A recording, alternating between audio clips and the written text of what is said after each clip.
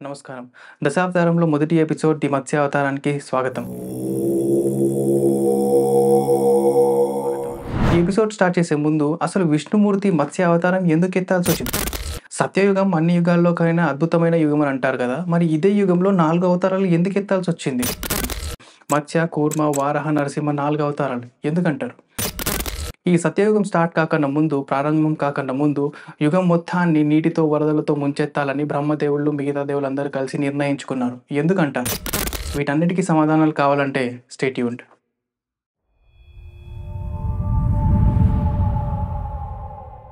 ప్రపంచం గందరగోళంలో ఉన్నప్పుడు, మామూలు స్థితికి రావడం అసాధ్యం అన్నప్పుడు విష్ణుమూర్తి తన అవతారాలలో ఒకడిగా అవతరించి ప్రపంచాన్ని రక్షిస్తాడు అని అంటారు. విష్ణుమూర్తి యొక్క అన్ని అవతారాలు ఏకైక లక్ష్యాన్ని కలిగి ఉంటాయి. ప్రతి అవతారంలో ఒక్కో కథ ఉంటుంది. ఎన్ని అవతారాలు ఎత్తినా అన్నిటికీ ఒకే లక్ష్యం: నీతి, ధర్మం, మంచి మనుషులను అసురుల నుంచి కాపాడడం. యుగాలు మారడం అంటే రాత్రి పడుకొని పొద్దున్న లేవగానే కొత్త యుగంలో ఉండడం అలా పనిచేయదు. మనకు సంవత్సరానికి 4 సీజన్స్ ఎలా అయితే ఉన్నాయో, అంటే 4 ఋతువులు ఎలా అయితే ఉన్నాయో, సమ్మర్, రెయినీ, వింటర్ ఎలా అయితే ఉన్నాయో, అదే విధంగా ఎట్లా అయితే సీజనల్ చేంజ్ అయితదో, అదే విధంగా యుగాలు కూడా నెమ్మదిగా చేంజ్ అయితాయి. లైక్ ఒకటే ర్యాపిడ్‌గా ఒకటేసారి చేంజ్ అవ్వకుండా సీజనల్ టు సీజనల్ చేంజ్ ఎలా అవుతుందో అలా అవుతుందన్నమాట. కలియుగం అంతరించిన తర్వాత సత్యయుగం స్టార్ట్ కాకన్నా ముందు, ఇంతకు ముందు ఎపిసోడ్‌లో మాట్లాడుకున్నట్టు ఎక్కడైతే సంధ్యాంశ అన్న టైమింగ్ ఉంటదో, సత్యయుగం అంత టైమింగ్, ఆ టైమింగ్‌లో జరిగిన కథ. ప్రజలు స్వార్థపరులుగా, అనైతికంగా మారిన కాలం అది. ఇంకా వీళ్ళని మార్చడం వలన ఎటువంటి ఉపయోగము లేదు అన్న స్థితిలో ఉన్న కాలం అది. అప్పుడు దేవుళ్ళు, దేవతలు అందరూ కలిసి భూమి మొత్తాన్ని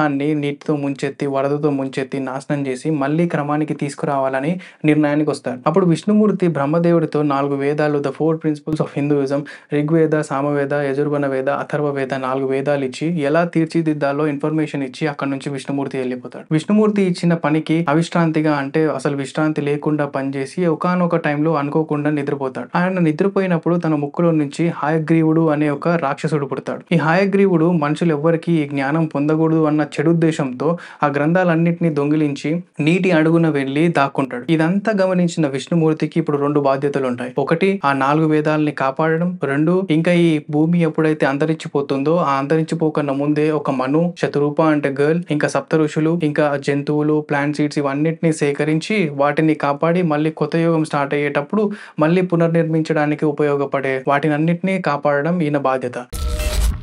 ద్రావిడ కాలం కంటే ముందు సత్యవ్రతుడు అనే ఒక రాజు ఉండేవాడు. సత్యవ్రతుడు విష్ణుమూర్తికి పరమ భక్తుడు. తను ఒకరోజు సముద్రం దగ్గర తన ఆధ్యాత్మిక వ్యవహారాలను చూస్తుండగా కొంత నీటిని సముద్రంలో నుంచి తీసుకోగా తన చేతిలో ఒక చిన్న చేప వచ్చి పడుతుంది. ఆ చేప అప్పుడు సత్యవ్రతునితో ఇలా అంటుంది: రాజుగారు, నన్ను కాపాడండి, పెద్ద చేపలు నన్ను తినేస్తాయి, నన్ను కాపాడండి అని వేడుకుంటుంది. సత్యవ్రతుడు జాలిపడి ఆ చేపను ఒక చిన్న చెంబులో వేస్తాడు. ఆ చిన్న చెంబు నిండా నిండిపోతుంది ఆ చేప. ఇలా కాదు అని చెప్పి దాన్ని పెద్ద చెంబులో వేయగా ఆ పెద్ద చెంబు కూడా నిండిపోయేంత పెద్దగా మారిపోతుంది. ఆశ్చర్యపోయిన సత్యవ్రతుడు ఇలా కాదు అని ఒక నదిలో తీసుకెళ్లి వేసి అక్కడి నుంచి మళ్ళీ సముద్రంలో వేయవచ్చు అన్న ఉద్దేశంతో నదిలో వేస్తాడు. అక్కడి నుంచి అది సముద్రం దాకా వెళ్లి పెద్దగా మారిపోతుంది. సడన్ గా తన ముందుకు వచ్చి, నేను విష్ణుమూర్తిని, శక్తివంతమైన దేవుడిని, నిన్ను పరీక్షించడానికి ఈ చేప రూపంలో వచ్చాను అని ఆ సత్యవ్రతునితో నిజాలు చెప్పేస్తుంది. ఇంకా జరగబోయే ముందు ప్రళయాల గురించి కూడా మొత్తం వివరాలు ఇచ్చేస్తుంది.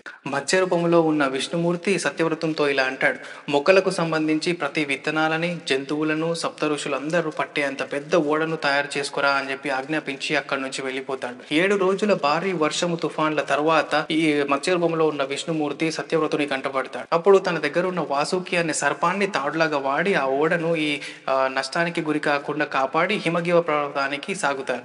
మధ్యలో హయగ్రీవుడు అనే రాక్షసుడి దగ్గర ఈ 4 గ్రంథాలు ఏవైతే ఉన్నాయో వాటన్నిటిని మళ్ళీ తీసుకొని తనను ఓడించి మళ్ళీ బ్రహ్మదేవుడికి తిరిగి ఇచ్చేస్తాడు. మళ్ళీ హిమగివ పర్వతానికి సాగుతుండగా మధ్యలో తనకు కావాల్సిన లోతైన జ్ఞానాన్ని పంచుకుంటాడు విష్ణుమూర్తి, మత్స్యావతారంలో ఉన్న విష్ణుమూర్తి. హిమగివ పర్వతానికి చేరుకున్న తర్వాత కొత్త ప్రపంచాన్ని ఎలా పరిపాలించాలి, ఏంటి నీతి నియమాలు అన్నీ తనకు చెప్పి అక్కడి నుంచి అదృశ్యమై వెళ్ళిపోతాడు. దీనినే the memory of Manu, the Manusmriti అని అంటారు.